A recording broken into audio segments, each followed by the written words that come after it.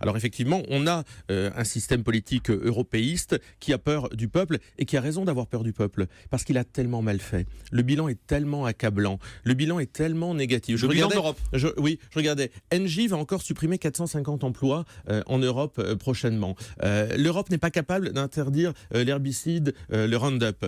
La crise migratoire. Il n'y a pas un jour qui ne nous amène une mauvaise nouvelle des incompétences de l'Europe. Excusez-moi, mais on ne va pas sortir de l'Europe à cause du Roundup, quoi. Mais bien sûr, mais ça vous montre que cette Europe ne comprend rien, ne sert à rien, si ce n'est simplement à créer l'inverse de ce qu'on nous avait promis, c'est-à-dire pas de croissance. Je rappelle que la zone euro était la première à être en décroissance, pas de croissance, du chômage, de la misère, et on ne veut pas écouter les peuples qui disent ça suffit, on ne veut pas de cette Europe-là. Alors évidemment, on ne veut pas de cette Europe-là, il y a d'autres chemins possibles, et je pense que les Britanniques montrent la perspective d'un autre chemin. Corinne Rassigan.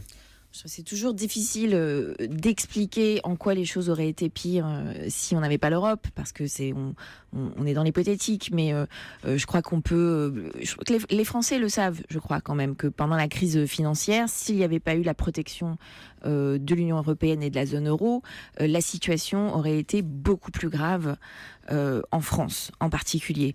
Et je crois aussi que chacun peut bien comprendre que face à la crise migratoire, si chacun travaille dans son coin sur des bases totalement égoïstes, on ne va pas résoudre le problème. Ce sont des questions qui doivent se résoudre ensemble. Mais c'est vrai qu'on a besoin de porter de nouveau un projet politique européen. C'est pour ça que les choses commencent à changer. On a vu quand même l'intervention de la France pour maintenir la Grèce dans la zone euro. On a vu aussi que on commence à avancer sur les questions migratoires, même s'il y a encore beaucoup de choses à faire.